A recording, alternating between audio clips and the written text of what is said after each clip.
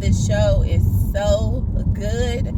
This show has so many little twists and turns that have just got me in a chokehold. Like, I love this show so much, and I'm starting to get kind of like upset that this is really the end of it. Like, truly a crazy, weird, I don't know, a crazy episode to say the least. But welcome back to AAB TV, better known as Authentically Archer TV. So let's get into the show. So what do y'all think about V and her mom and this whole Plan B, which nobody knew what it was gonna be about? And I was like, they're getting on planes, like, where are they going? Which I did not even realize until the opening like trailer to like kind of like what was going on in the previous episodes. I don't even remember the scene, or maybe I wasn't paying attention, where Franklin was talking to some black dude about finding out everything about Teddy, like his family and things like that, because of course he wants revenge, because he wants his bread, he wants his money. And so that was like kind of like, oh, okay, because I was kind of lost as to why they went to do what they did anyway. So V and her mama, they sitting down in the car and they're casing out the joint. Didn't know where they were at first, but come to find out they were at a facility, like a nursing home, and they had traveled there as they told Franklin they were going to do, without him, of course. And they wanted to lay eyes on Teddy's daddy. And while they're doing this, they're having a conversation just basically about how Franklin says once he gets money, you know, that he's going to be out the game. And then V is like, you know, telling her mom that there's nothing to worry about. Like, he's a man of his word. He says he's going to be there for us and our baby boy, and we're going to just put all of this behind us once everything is everything. And her mom's like, look, I've met so many men like him. He's money hungry. He's a powerful dude. Like, he really ain't gonna get up out of this. And I just want the best for you. Like, and so V kind of interrupted her and was just like, look, I don't talk to you about the men that you used to date, or that you used to be around, or that you used to have me around. And then her mom, which I was like, okay, mama, she finally was just like, well, then that means I'm an expert on what I'm talking about. So listen to me. Like, take heed on what I'm saying. And so they have this whole, like I said, this back and forth conversation. She decides to call Franklin while Franklin is still with Kane after the shootout. And she lets him know, like, hey, we laid eyes on Teddy's dad. He is here, and you can come on out. So I'm guessing, you know, he's going to fly out there or whatever and do what needs to be done. So when they get off the phone, he lets him know, like, hey, Kane, you in a safe spot. We good. Like, I'm out of here. I gotta go to my girl. I got some things. I got some business, some things I need to take care of. And Kane was like, hold on. First of all, I'm in this mess because of your auntie and your uncle. You ain't going nowhere, bro, until we figure out how we're gonna get back at them. They shot up the spot where my baby mom and my kids lay their head. If they was there, it would have been crazy. Like, this is your doing. I'm sick and tired of the beef. I'm sick and tired of going back and forth. I'm sick and tired of them shooting at me. I'm sick and tired of it. So whatever you got going on, it's gonna wait till we come up with a plan to get at Jerome and Louis. And Franklin's like, man, so they commit to going through what they need to go through. So while all of this is going on, we see my favorite couple. I'm going to keep on saying that. My favorite couple, Wanda and Lee. So Lee laid out on the couch after this big old fight he done had with Dee. Dee's off somewhere at his baby mama's. And so as she's talking to him, you can tell she's kind of annoyed by everything that's going on. Again, because she didn't want to leave Africa. She's tired of the project life. She sees that her husband is 1 foot out, 1 foot in, 1 foot out the hood, 1 foot in the hood. And she's just, like I said, she's just over it. She's tired of being there. She's got a lot of things on her mind, you know, with her sobriety and all that stuff. So you could just see it on her. And again, Gail Bean, who plays Wanda, beautiful. Like, she is so pretty to me. Like, the braided hairstyles, the African clothes, like, she is so freaking pretty. But anyway, so she's up there nursing her man while he's laid out on the couch. And she's like, you know, now what? Basically, you know that Dee's crazy. You know, even though he's not here now, he's gonna, you know, retaliate, basically. Like, so what you gonna do? So then they hear this knock at the door, and it's Dee's right-hand dude. And before Wanda opens the door, she's like, is Dee with you? He's like, nah. So in comes Einstein, which I just found out that was his name, which I call, you know, little nerd gangster or baby fro. So Einstein walks in, and Dee's right-hand man walks in, and a couple of other guys. And basically they're like, so what's up? Like, we ain't come here to fight you, but we know that, you know, you done basically embarrassed Dee. You out here talking about you changed. You out here talking about you don't want to live this life no more. But here you are dropping bodies. Here you are beating people up. And at the end of the day, you know that somebody out here is going to want to take the crown. Because now that I'm guessing or assuming what he meant was that Dee lost our respect from everybody because, you know, he got whooped. Who's going to be taking his spot? Like, because dudes in the hood are out here hungry. They want money. They want protection. They want to know that when they walking through here, everything is going to be good. Everything going to become aesthetic. Like, the people need to know who's going to be running the projects, basically. And so he also fills Leon and Wanda in on, like, things that, you know, people are saying in the streets, like he done went off and took the crackhead and made him his wife. Like, just disrespectful. But like he told him, I'm not trying to be disrespectful. I'm just telling you what the people are saying. And he was just like, but I respect what you did over there. I respect what you're doing. And Wanda gives him the middle finger, even though he apologized to her. And so Wanda's sitting there looking at him. Leon, you know, just sitting there thinking. And so at the end of the day, to me, which I thought it was going to happen, but I was hoping that it wouldn't, all that pressure, Lee decides to go out, and he's like, look, and when I say out, I mean in the middle of the hood, and he's yelling at everybody like, who else want to try running y'all mouth? Y'all talking all that shit about me? Like, what's up?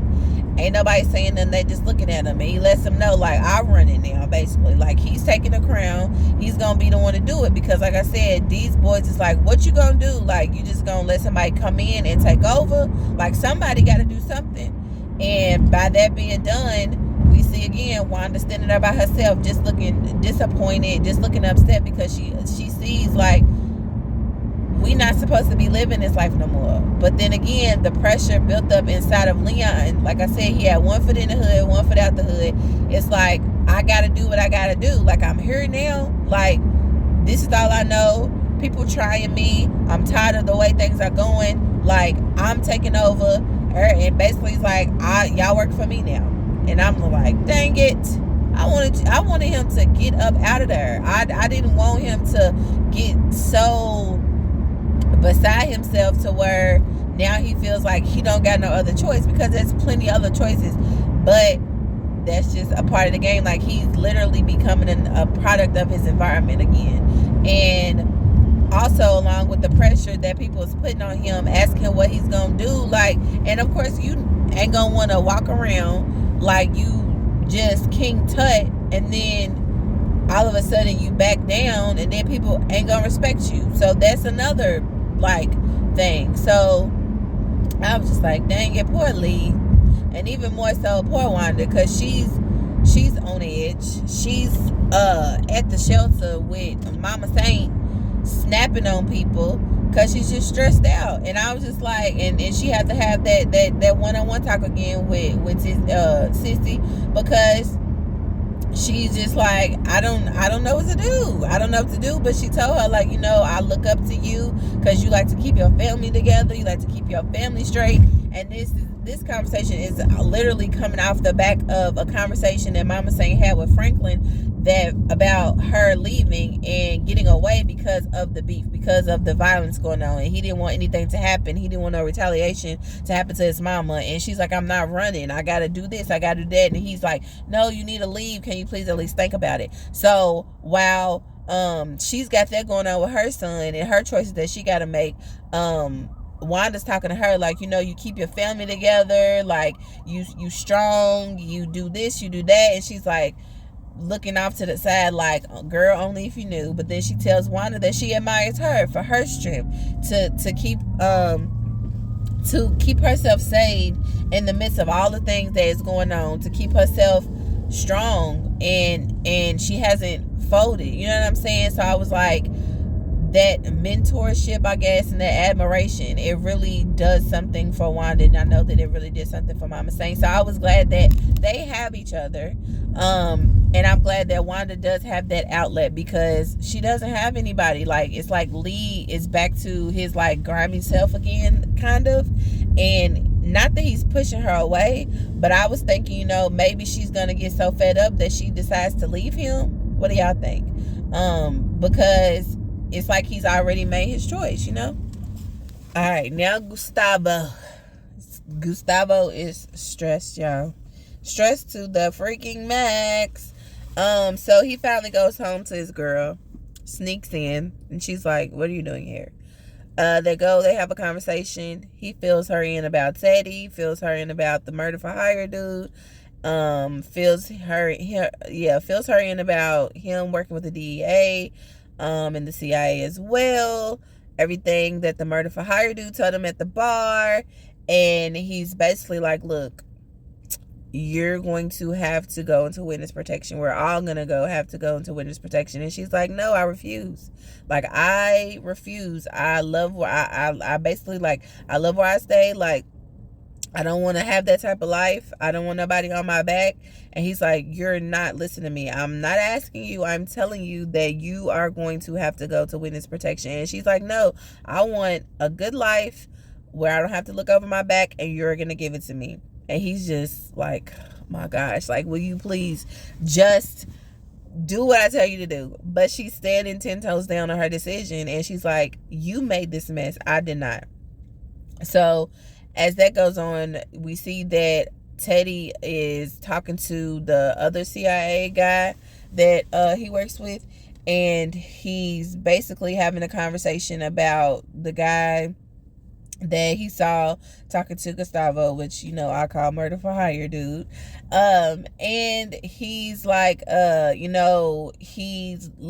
doesn't look like he's Russian. He looks like he's like, Hispanic or something like that. And he's gonna be like casing him out, searching around and trying to figure out where he came from, what he knows.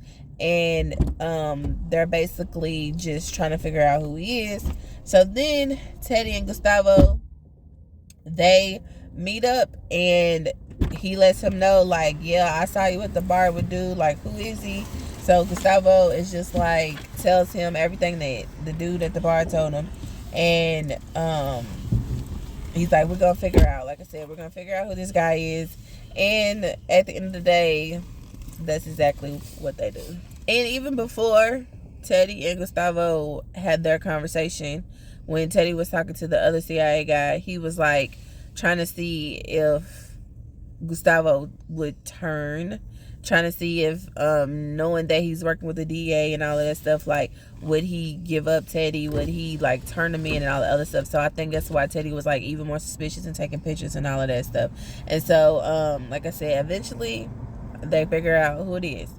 Now, after all of that, V and her mother have this plan B. Like I told y'all, they decide to play mother and daughter. And they went to the nursing home that Teddy's daddy was in. V was like, she wants to find a place for her mom to stay. And so we see her mom all dressed up in her old lady garb, sitting down, looking for Teddy's daddy, basically. When she sees that V and the lady that works at the nursing home goes away to the office to sign paperwork, She goes out, like I said, searching for him. She finds him. She sits down, offers him a cigarette. He's like, no, I don't smoke. I got cancer. Da da da da. They have a conversation. And I'm just like, what are they going to do to this man? Like, why is Teddy's daddy such an important part? Which I know, like I said at the beginning of the video, it's, you know, revenge. Eye for an eye. You do something to me, I'm going to do something to you. I'm going to get to you so I can get my stuff. So it's like that type of thing. And so they spark up conversation. She convinces him to get in the freaking car with him and leave so that they don't have to spend the rest of their life at this old folks' home. And again, this is all a part of the plan, but Teddy's daddy has no idea. So they end up going to this house. I don't know whose house it was, but B's mama just played the freaking role. She was getting to know him. She was picking his brain about his kids, which we all know Teddy's his living son. They don't talk because, you know, it has something to do with, you know, his other son getting killed. And eventually she gets to his head so much, like they done kissed each other, y'all.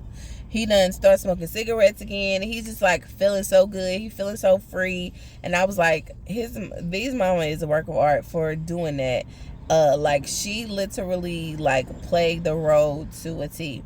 So then, once, you know, all that's going on, we see that V goes to pick up Franklin from the airport, and they let the mom know, like, we're on our way. So they're in there, they're talking, and they finally hear a car pull up, and he's like, hey, who is that? And she's like, oh, that's my son-in-law, and that's my daughter. So they done found us, still playing a role. So now our fun is over. We're gonna have to go back to the nursing home.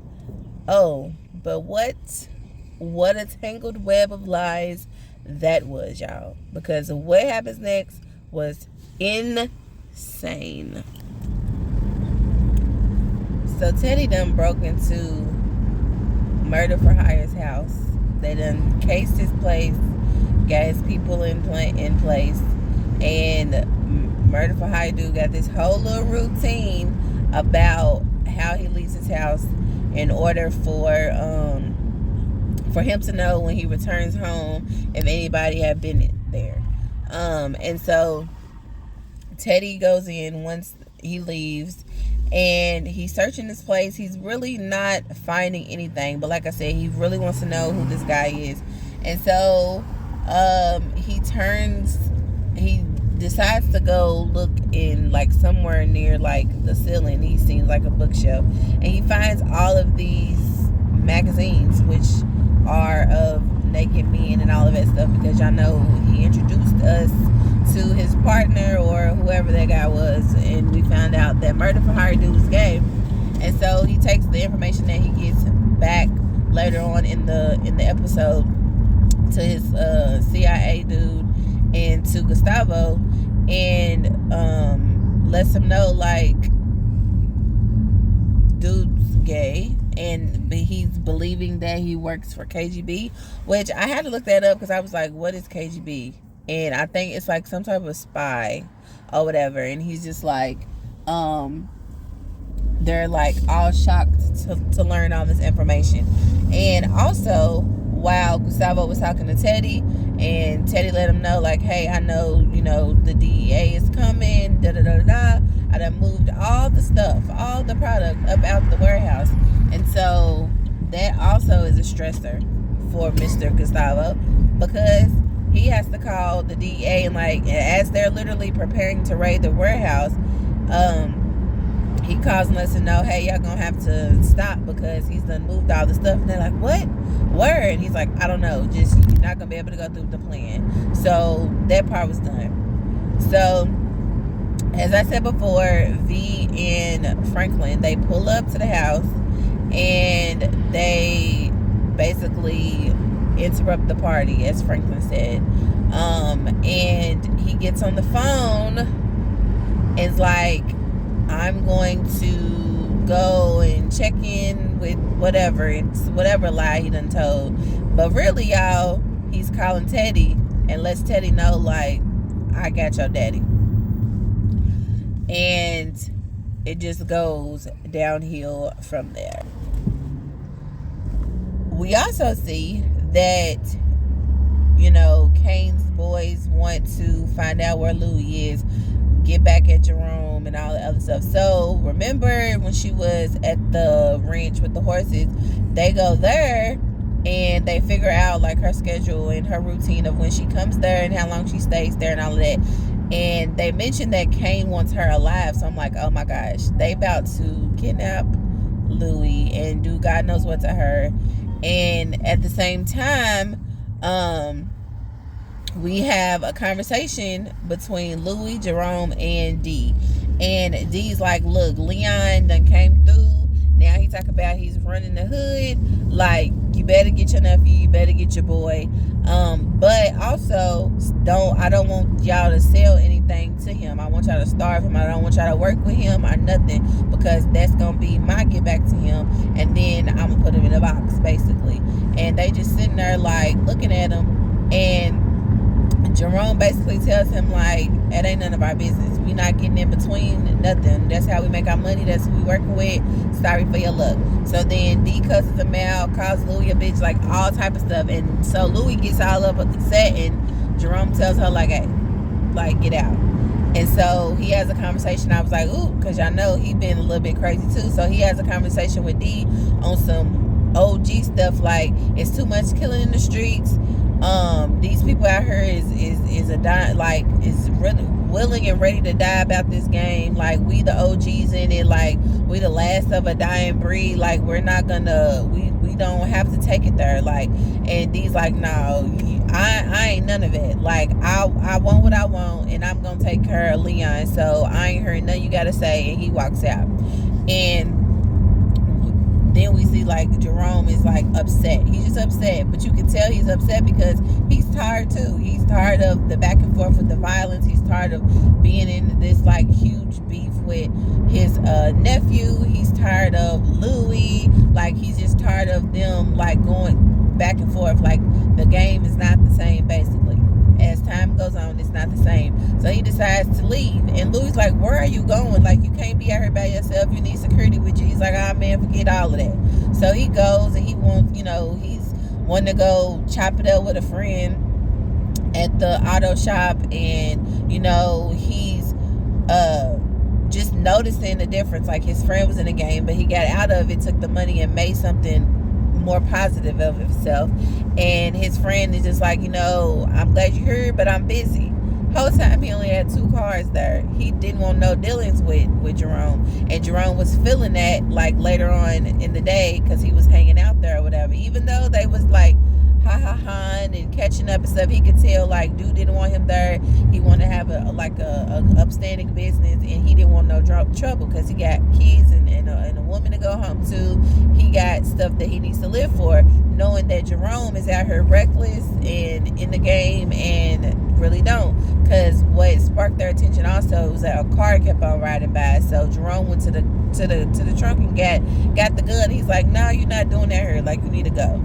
So Jerome eventually leaves and goes parks, and he's drunk and sitting outside drinking. And the whole time while he was at the auto shop, and while he was just parked his car in the street and was drinking and stuff, he kept on getting a page.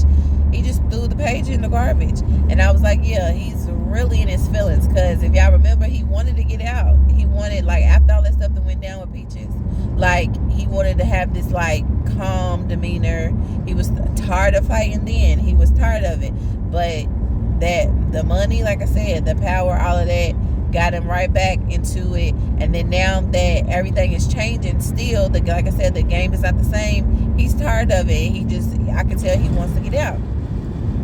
And so that was basically how the thing ended with Jerome and Louie.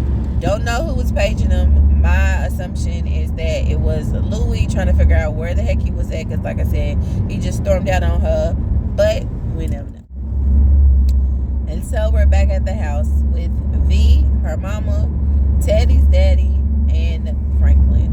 So like I said, Franklin decides that he's going to go make a phone call. Who does he call? He calls Teddy.